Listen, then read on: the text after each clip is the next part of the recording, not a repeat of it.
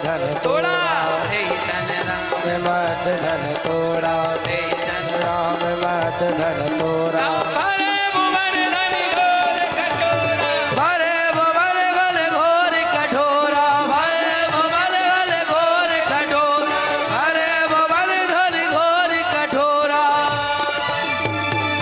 ऐसे नहीं, धनुष टूटने की खुशी मनाओ, हाथ उठा के।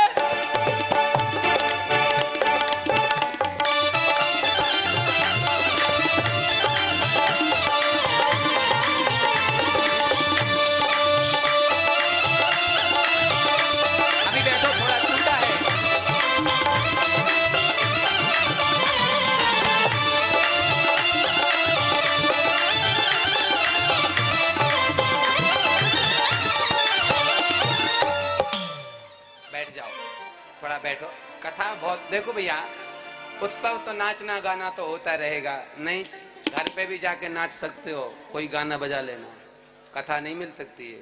और मैं एक बार कहता हूँ ठीक है थोड़ा बहुत नृत्य करना चाहिए, मनोरंजन का विषय विवाह है, पर कथा से कल्याण होगा। ध्यान पूर्वक सुनो, अद्भुत कथा है। अब जैसे ही राम जी ने जैसे ही धनुष को तोड़ा, एक व्यक्ति ने धनुष से कहा, बड़ा अकड़ता था, टूट गया ना, बहुत अकड़ रहा था, टूट गया। लिखा है प्रभु दो चापे खंड में डारे। भगवान ने चाप को तोड़ के दोनों खंड को जमीन पर पटक दिया। किसी ने कहा बहुत अकड़ रहा था, टूट गया ना, तो ध्यान देना धनुष रोया नहीं है। जब कोई टूटता है तो रोता है, धनुष रोया नहीं, हंस रहा है। तुझे शर्म भी नहीं आती, टूट गया और हंस रहा है। तो जानते हो धनुष क्या कहता है, जब तक मैं सलामत था तब तक दुनिया को तोड़ता था, जब तक मैं सलामत था तब तक दुनिया को तोड़ता था, लेकिन आज मैं टूटा हूं तो सिया और राम को जोड़ के टूटा हूं, तो आज मेरा टूटना भी सार्थक हो गया। और महाराज जैसे ही धनुष टूटा है तो झांझ मृदंग शंख सहनाई, झांझ मृदंग शंख सहनाई, ढोल प्रियान मृदंग शंख सहनाई, झांझ मृदंग शंख सहनाई, भेरी ढोल धुंध भी सुहाई, भेरी ढोल धुंध भी सुहाई, बाजहि बहु बाजन सुहाए, बजहि बहु बजहि बहु बाजने सुहाए, बजहि बहु बाजने सुहाए, जहाँ तहाँ जो बिदिन मंगल गाए, जहाँ तहाँ जो बिदिन मंगल गाए। माताएं मंगल गीत गाने लगी। कोई गीत नहीं आता है माताओं?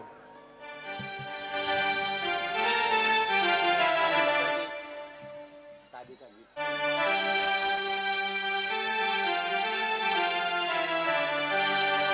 माताएं सुंदर गीत गा रही, गाने गा रही, बजा रहे। निहाल सखिया, निहाल सखिया। अभी नहीं, अभी नहीं, अभी नहीं, अभी कहाँ। माताएं मंगल गीत गा रही। चलो हम क्या, देखो बुरा मत मानना, अपनी बात बता, मैं राम कथा कम कहता हूँ इसलिए थोड़ा गाना आना नहीं आते हैं, कोई बात नहीं, कथा को सुनो। अब महाराज सखियां उठी हैं, अरे मैं सबरी कथा के को जनक जी उठे ही नहीं। आओ जनक महाराज, जनक जी खुश हुए हैं। देखो जैसे धनुष टूटा है तो सखियां जानकी जी के हाथ में माला लेकर के गई। ए यहाँ से ले जा भैया, इतने जल्दी मत पहुंचा, सबको जल्दी करिए। माता जी इत को मैयो चलिए आओ, अरे हमारे पास आ जाओ, प्रभु आप ही के हो। अब जानकी जी आप भी आ जाओ हाथ साथ में, और सखी जनक जी आप वहीं खड़े रहो, अभी आप कन्यादान में आओगे आगे। अब जानकी जी फूलों की माला हाथ, प्यारी डोले अली हाथ, फूलों। जानकी जी फूल की माला को लेकर के जा रही राम जी के पास। झांकी बहुत सुंदर, जाओ किशोरी जी। फूलों की माला हाथ, प्यारी डोले अली सा। के चले जनक की लले, हो के चले से जनक की लले, हो के चले से जनक की लले। एक बहुत अच्छी कथा है, याद आ गई, ध्यान से सुनना। अब जानकी जी माला लेकर के गई हैं, ध्यान पूर्वक सुनो। जानकी जी माला लेके गई हैं राम जी के गले में डालने के लिए। तो राम जी पहले से ऊपर खड़े हैं वेदिका पे, ऊपर से मुकुट। अब जानकी जी माला पहनाना चाहती हैं, लेकिन जानकी जी का हाथ ही नहीं जाता कि राम जी को माला पहना दें। अब जानकी जी का जब हाथ नहीं पहुंचता माला, अरे मत पहुंचाओ जबरदस्ती।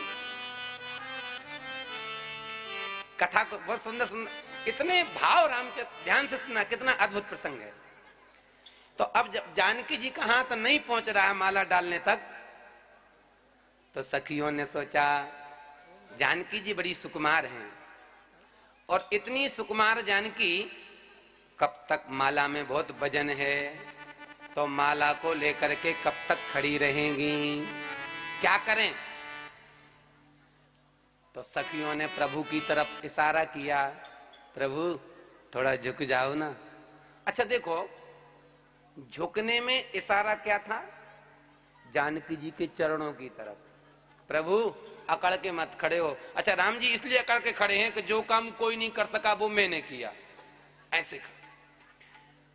तो सखियों ने इशारा किया, प्रभु थोड़ा झुक जाओ ना। राम जी तो झुक जाते, तनक झुक जइयो रघुवीर लली मोरी छोटी सी। प्रभु थोड़ा झुक जाओ। अच्छा भगवान ने इशारे से पूछा कितना कितना, तो सखियों ने कह दिया इशारा करके जानकी जी के चरणों तक। लखनलाल जी ने देख लिया, बाजू में पहुंच गए, खड़े होके, पहुंच जाओ लखनलाल जी। जैसे ही सखियों ने कहा झुक जाओ, राम जी ने कहा कितना, सखियों ने इशारा किया जानकी जी के चरणों तक। लखनलाल जी ने कहा सुनो प्रभु, धनुष था तो टूट गया, अब माला पहनाना इनकी मुसीबत है, अपनी नहीं है।